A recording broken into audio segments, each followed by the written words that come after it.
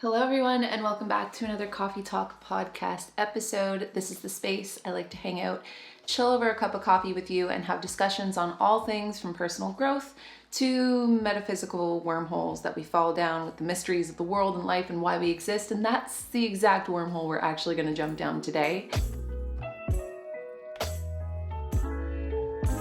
All Coffee Talk listeners and new customers can get $5 off a Lumi starter pack with the code COFFEE at lumedeodorant.com.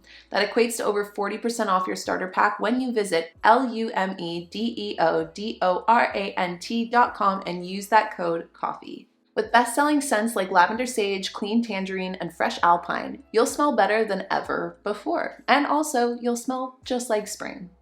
So I recently posted an Instagram story saying, let me know what you want to have a coffee talk about. You can ask me anything you want.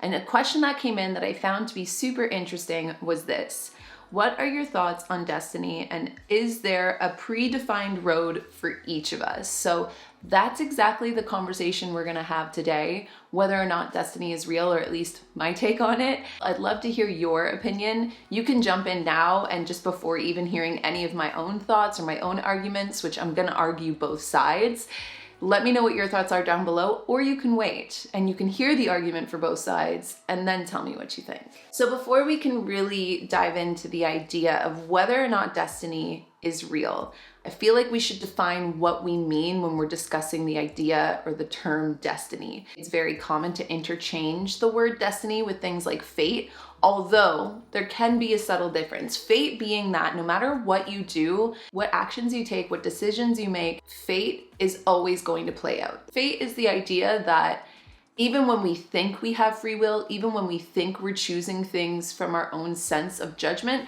that we're actually already fated to have done that anyway. Whereas destiny is kind of like the middle limb between fate and free will. Destiny is this idea that there's always going to be a direction, but that we do have some sense of free will over the minor things, or kind of like the details that go into that destiny. So an example of this would be, since I was very, very young, I've always felt that it was my destiny to become a mom. The amount of control I could have going into my destiny would be that no matter what, I have a predefined path to end up as a mom, but I still can use my own choice, my own day-to-day decisions to fulfill that destiny. It could have gone many different ways for me to have ended up with any partner or ended up with any certain children, and using my own choice, I keep on wanting to say free will, but it is kind of free will. This is where it's going to get confusing. But I ended up choosing the path I did to land me here today with my partner that I have now, my child that I have now. Now, the difference between destiny and free will is that there is no sense of direction, there is no determinism, there is no destiny that you're bound to end up in. Free will, or just the argument of free will alone, is the idea that everything is in your hands. Everything that you mold into your life comes from your own judgment, your own action. We're gonna argue all angles of this because there's so many layers to it. It goes so much deeper. It even brings me to the idea or the thought of, is there only one linear timeline in the universal existence, or are there multiple dimensions? You know, there's so many ways we can go with this. So let's first argue the idea of destiny. So, a couple things to argue with destiny. First and foremost, destiny can help us find some sense of reason or some sense of comfort in chaos or tough times, or when hard things happen to us. And I feel like it is a much more comforting notion, or a much more comforting idea, that when things happen, they happen for a reason, that there is no such thing as coincidence, that it was destined or fated to happen this way. It's interesting because I feel like the argument for destiny versus free will also opens up the argument for there being some sense of higher power, or there isn't. Like, does life have a meaning or does it not? Are we here by accident or happenstance or coincidentally? Or is there some sense of higher power, something that created the earth, or something that created the universe, or even, aliens out there on some other planet watching us and playing us like Sims? Again, I don't think there's any right or wrong answer to these questions. I think they're fun to think about and discuss, and I would definitely never reject or turn down anybody's perspective on it. And mine tends to change like year to year, month to month, maybe not month to month, but definitely year to year. I feel like I shift a little bit on where I stand on that scale, but it is a much more comforting notion when We have things like chaos, or when we have terrible, horrible things that happen, or when we go through trauma. Or another huge argument for me when it comes to destiny, when serendipitous things happen, when coincidental things happen.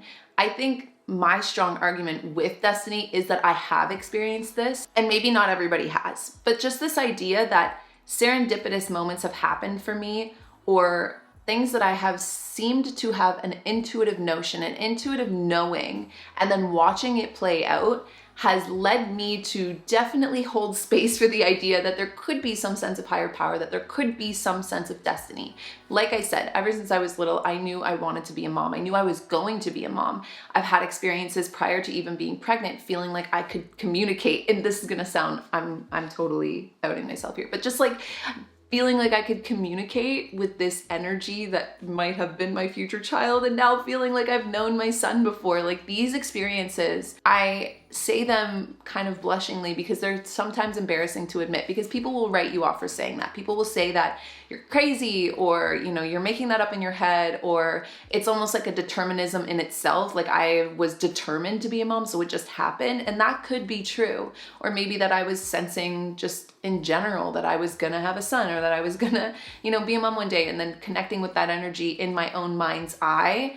It doesn't necessarily mean it was the same energy of my son. Again, I can hold space for that argument as well. It's just that in my own skin, in my own mind, in my own body, in my own spirit, my experience has been that I have sensed serendipitous things. I have felt intuitive notions that came into fruition. And so that does have a strong argument for me in terms of the idea that destiny could be real. And I always get a little bit on the fence whenever I want to go down the spiritual wormhole in these types of conversations, because I know that everybody sits on such a wide scale on that spirituality sense. You know, some people aren't spiritual at all. Maybe you're religious, maybe you're not, maybe you're neither, maybe you're atheist. And I, again, am very open to all perspectives of these things, because I'm just very much of the notion, and I feel like I've voiced this many times before, that all of our experiences are valid. I don't know what it's like to grow up the way you've grown up, to stand in your shoes, to have your experiences. And so for you to tell me the way you see the world and for me to try and invalidate it doesn't make any sense to me. It's just like, no, it's just that you see it differently because you've lived differently, because you are different than me. We have a universal experience of being human and living on the planet at this time and in this age, but what you've come to know, what you've come to experience, what you feel internally, what you experience externally is so different from mine. And so for me to invalidate what you would say is to be real or not real, your truth or not your truth, is not for me to say. That's where I stand on a lot of things. And that's why I feel like I'm pretty open-minded to people that even believe or stand on views that are very, very different than my own. Because I'm like, I can learn a lot from hearing that. So again, I reiterate, please let me know where you stand on this argument. But destiny definitely comes with this, again, notion that we could be on one linear timeline. And this is where the argument loses me a little bit, because I am personally of the belief or the notion that there could be multiple timelines happening at the same time. And yeah, perhaps maybe the destiny plays out the same in each timeline. It just looks different based on my sense of choice. But if we're going to talk about specifically the hard set in stone of things like fate, that to me then sounds like the universe runs on one universal timeline, which already I can discredit that for knowing that time changes the minute you leave the Earth's atmosphere. So it's complicated because it's so, to even think further than the third and fourth dimension being our physical bodies and our ability to process thought, to go into further dimensions or to believe in there being parallel timelines can hurt the brain. So I get that, but I also feel like it just seems way too unplausible to believe that there's only one timeline happening, or that there's only one planet with, you know, life form on it or intelligence on it. I mean, again, we could argue intelligence if we're talking about the human species, but I just mean in general for how far we've evolved, that just seems like way less probable than the idea that there could be multiple timelines, than the idea that there could be, you know, multiple life forms out there, multiple galaxies. I mean, it's endless for what we know. And what the heck is on the other side of a black hole? You tell me. We don't know that yet. But again, does that lead to another timeline, another fate, another destiny? Don't know.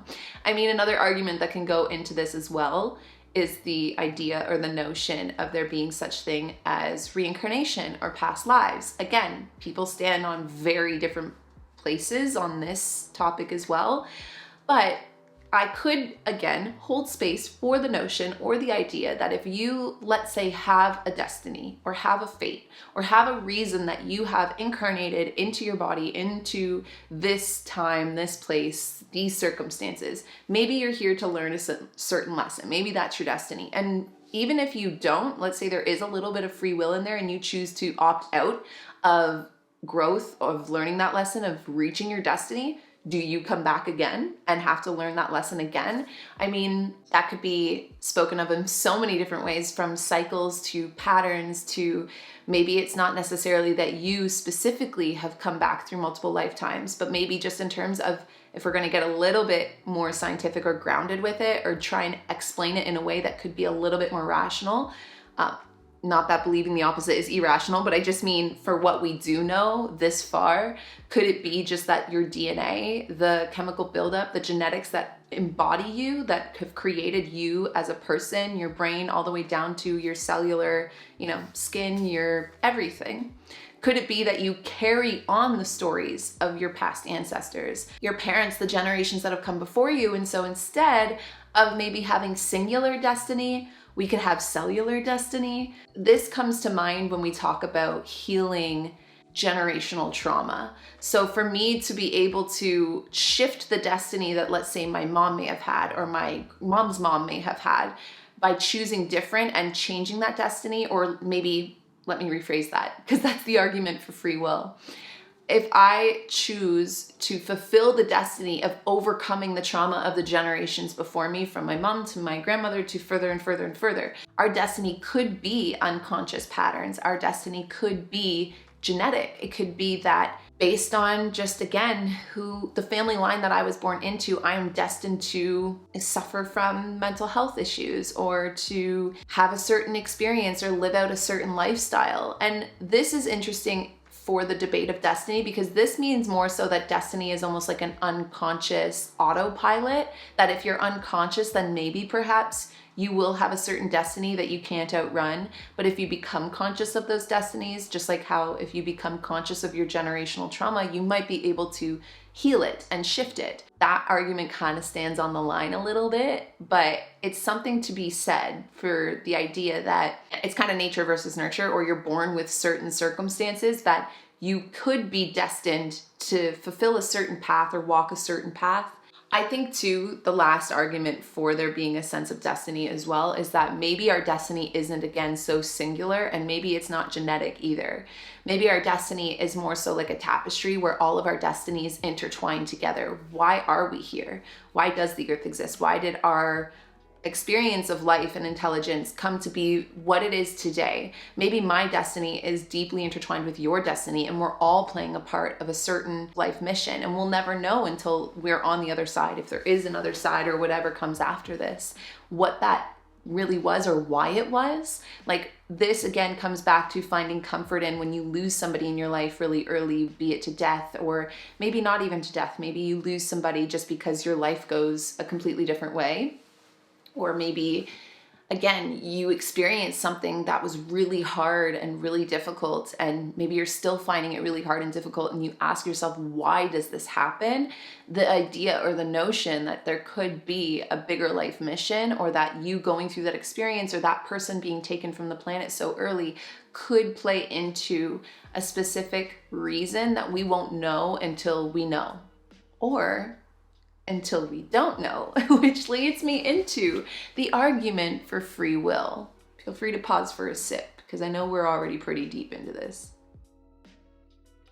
Ever since I was a teenager, I've known how important it is to take care of my mental health, and I've tried many different ways to do so, but I always end up coming back to being mindful, to meditation, and my favorite way to do so is through Headspace. Headspace can help improve your mental well-being through guided meditations, and some of the best guided meditations at that. They have mindfulness practices, breathing and calming exercises, and even sleep stories if you struggle to fall asleep at night. These tools can help reduce your stress, boost your mood, and help you sleep better. Headspace combines scientifically proven benefits of meditation and mindfulness with modern practices through their experienced meditation teachers, with customized, personalized approaches to help you navigate through all of life's moments from big to small. The wide range of teachers with diverse backgrounds and areas of expertise ensure that there's a teacher with some content on Headspace that can help you, whether you're a first timer or you've been practicing for years. And when you only have a few moments to get into that right headspace, there are programs to do on the go when you're pressed for time. Headspace has the world's largest library of content with over 1,000 hours of clinically proven mindfulness exercises. Now, my two go-to faves are breathing exercises. I love doing breath work because it brings me out of my head and into my body, which is something that I'm not always good at, but also too, there's sleep stories. There are times where my mind starts to rummage at night, and anytime that happens, I pop my headphones in so I don't bother anybody else, play a sleep story, and find myself drifting off to sleep in no time. Headspace has helped me and more than 100 million people worldwide, and they can help you too. Listen up, you do not want to miss this. I've arranged something special for all Coffee Talk listeners. For a limited time, all of you can try Headspace for free for 60 days by going to headspace.com/talk60day. You won't find this offer anywhere else. You have to use the link headspace.com/talk6060day to unlock all of Headspace free for 60 days. This is something that they don't normally do, so go ahead and check out headspace.com/talk60day.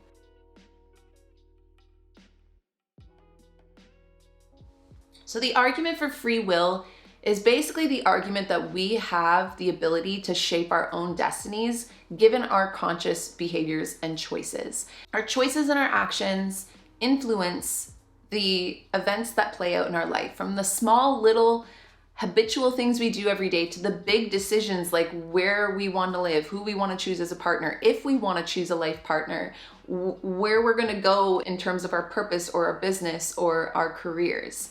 So it's the idea that life is almost like a blank canvas and you're filling it in with each decision you make, from the tiny little ones every day to the bigger ones within the direction of your life. Just like how the idea of destiny can be very comforting, I think the idea of free will can be very empowering. I mean, destiny can also be empowering if you feel your destiny is something that is positive or something that you want. Then yes, destiny can be comforting just as much as it can be empowering. But for the most part, I would say free will is the more motivating, empowering belief or notion, because it allows us to believe that we have a sense of control over our lives. We have a sense of control over where we're going and where we're going to end up. And two, I mean, it gives us a sense of agency over our lives. Again, this can also lead to a sense of discomfort because then it's completely your responsibility, fully your responsibility, where you are, where you end up, and where you're going to go. It also can be, again, an uncomfortable belief to just, again, have that notion that life is a blank canvas. There is no reason for anything, so you might as well just make whatever decisions you need to on the day-to-day, because it brings us back to having no reason for chaos, having no reason for the hardships or for the difficulties that we might go through. And so it's really kind of down, at least to me, what would benefit you best in terms of living in the highest fulfillment of yourself. If you are somebody that has gone through some pretty tough times or some really hard things or have lost people, then lean into the idea or the belief that destiny is real. But if you are somebody that you feel like if you were to just allow destiny to play its role or play its hand, if you were to continue the patterns of the generations you've been born into, if that makes you feel disempowered, then lean into free will. I'm getting ahead of myself, but I don't think that there's a right or wrong answer here. Just like we were talking about earlier, I feel like each of us will need to believe one or the other for us to, again, fulfill our higher purpose. Or, sorry, maybe you don't have one, but just to feel like we're able to show up in our lives to the best of our ability. It can definitely feel empowering to have the notion that you have the ability, you have the control to override bad habits, to override generational trauma, to heal, to move forward from things. Could that be part of your destiny? Yes, we could still argue that into your destiny, but it also could be the argument for free will, that it is your choice. These are the circumstances you've been handed. These are the ingredients of your life that you've been handed, but it is totally up to you what you decide to make of it. It also leads into the notion that people can change. And I put out a poll because I actually recorded this episode yesterday and sadly forgot to turn my microphone on. So I've actually had this fight with myself, or this argument with myself already yesterday. But I put out a poll and I was very, very surprised because for the most part, I feel like when you ask, can people change? A lot of the times I've always got the answer that no, like, yes, you can change on the surface level, but at your core, you cannot change.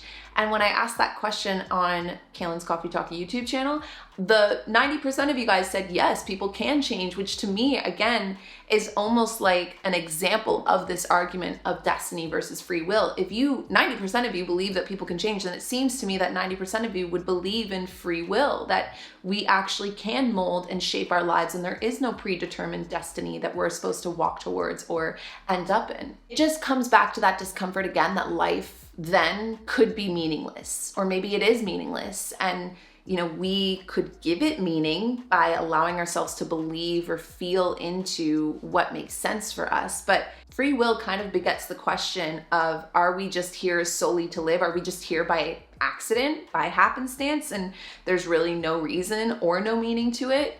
If so, and if you feel like logically in your mind or for whatever reason you're leaning towards the belief of free will, but that notion that life is meaningless can feel uncomfortable to you. But I used to keep it on my desktop back in the day, and it was this little stick figure, and if I can find it and you're watching the video, I'll put it up here. But if you're listening, don't worry, because I'm going to explain what it is. It was this little stick figure, and he's all sad and kind of depressed, and he's like, life is meaningless. And then right after, he's cheering and he's excited, and he's like, life is meaningless. And it really goes into that perspective of, yeah, life could be meaningless, and that can be an uncomfortable and sad and depressing thought.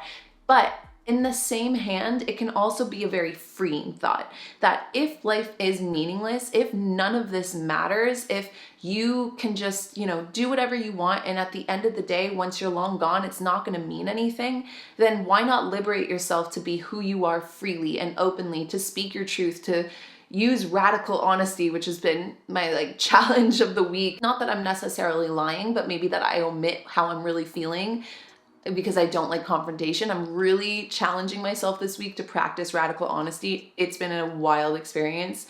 If you feel like you need a little challenge to walk away from today's podcast, spend the next 7 days practicing radical honesty, which means that you don't bluff, you don't hide, you don't omit anything. Anything you feel, you're just radically honest about it, and you allow yourself to come into confrontation and explain your way out of it if it causes you to bump heads with anybody.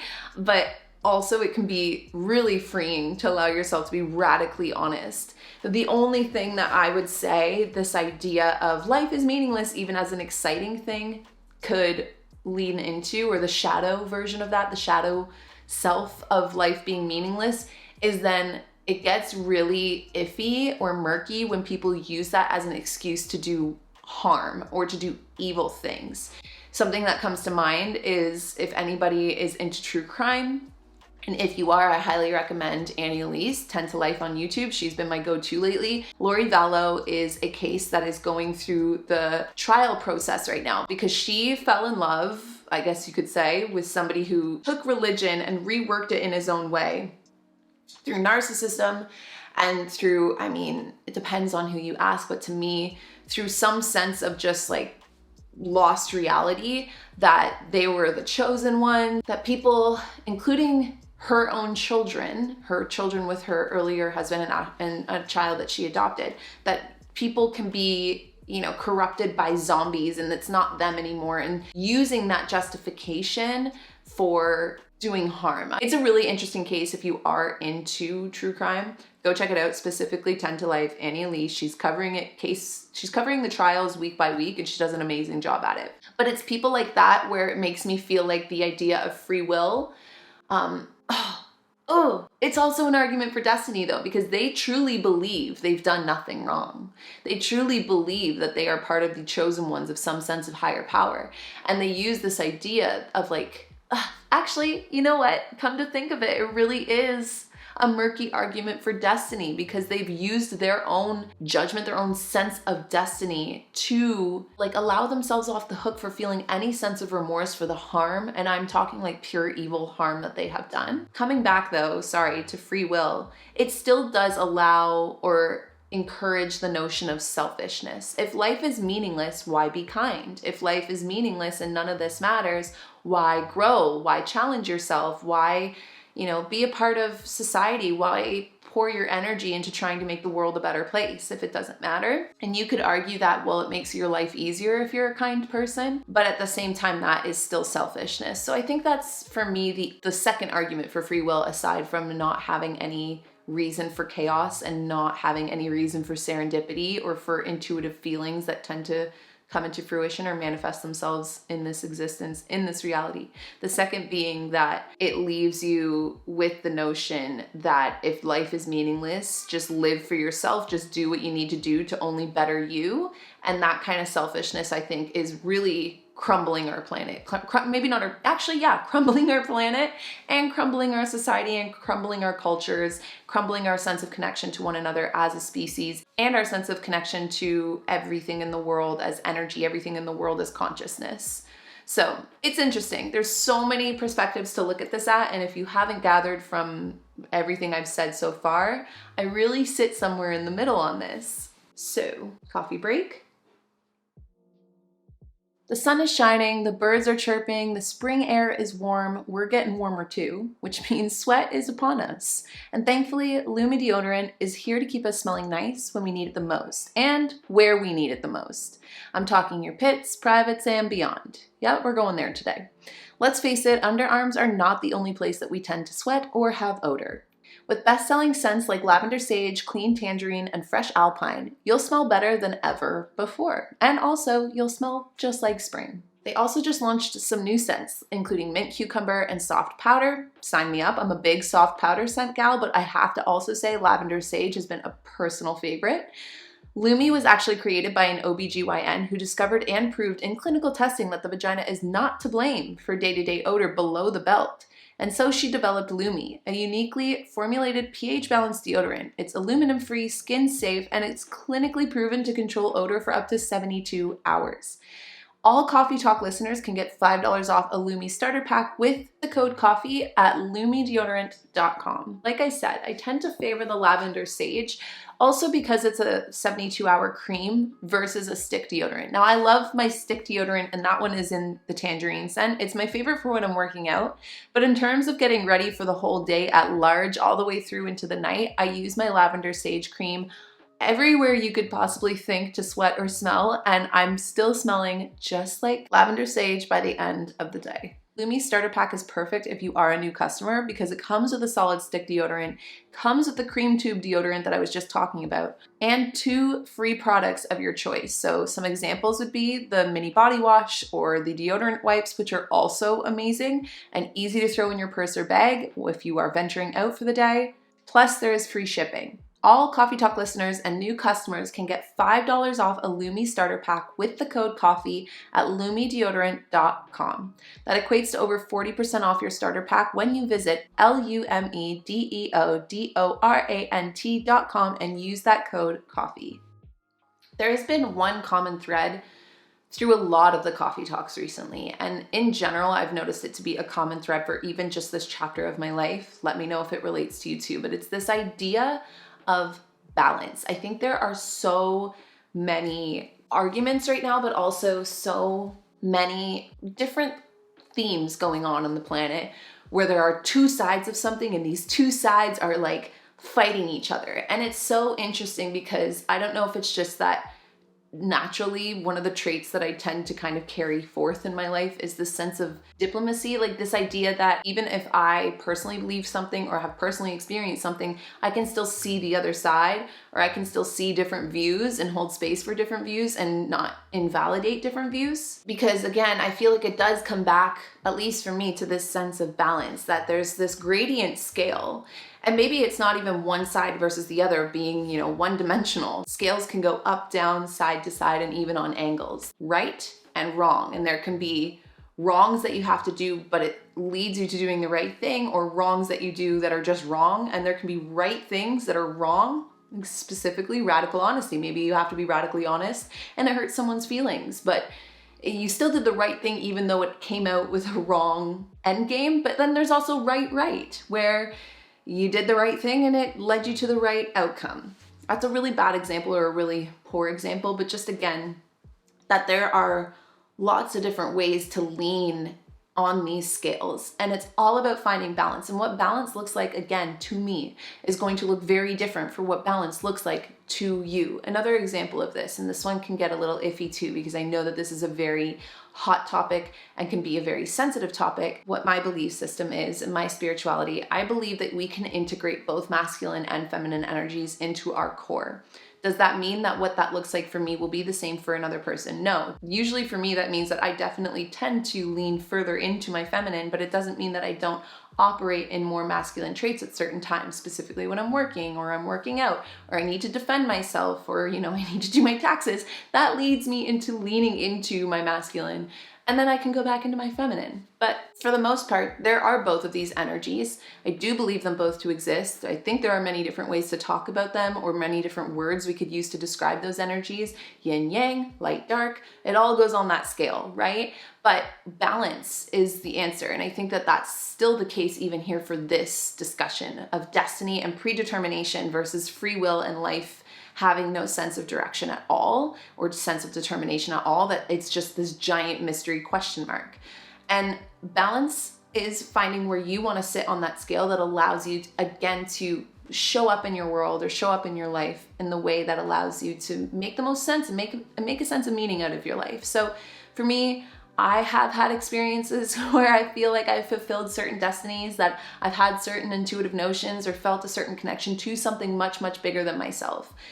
And for that reason, I lean a little bit into the idea that destiny is real. However, I definitely think that while destiny is real, we still do have a sense of agency. We still do have a sense of free will, that no matter what, there might be specific outcomes that are bound to happen, cycles that are bound to continue to roll through over and over again, not just as a life form myself, but even as a species. When you think about the cycles we've gone through in terms of society, in terms of existence at large for the human species, we've gone through very many similar cycles over and over again. So do I think that those are like predetermined destinies? They could be, but I still think that we do have a sense of free will to choose the details that go into that destiny, or just gently shift the destiny each time we make those little decisions. And it's tough because basically what I'm saying is both, and that tends to be my answer for almost anything I try to argue. But that's also why I try to argue both sides, because I think it's important to keep an open mind that one or the other could be true, and we're all right and we're all wrong. And there's nothing wrong with that. I would love to hear your thoughts. And of course, as always, I rarely ever have to make this reminder, but I do feel like it's partly my responsibility when opening up these types of conversations to kindly feel free to argue whatever side you have. Feel free to keep that discord going in the conversations. I think it's so interesting to be able to hold space for multiple perspectives and for all of us to be able to tell each other thoughts that maybe we haven't had before, or perspectives or points of views that we haven't had before. So definitely let me know where you stand on this question. Thank you so much for this question, by the way. There were some other really great ones that came in from that Instagram story. I posted this to my personal Instagram, which is just Kalyn Nicholson 13. So feel free to come over and check me out there, because anything podcast related tends to get uploaded in terms of Instagram over on that page. Other than that, thank you so much for joining me for another coffee talk. It was nice to be able to discuss something so deep and complex with you over a nice cup of coffee.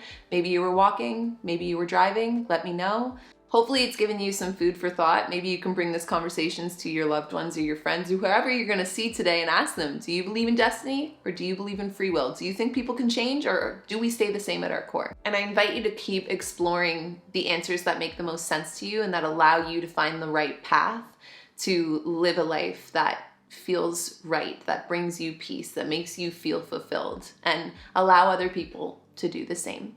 And with that, I will chat with all of you guys over our next coffee beverage. Cheers, and I will see you all then. Bye, everyone.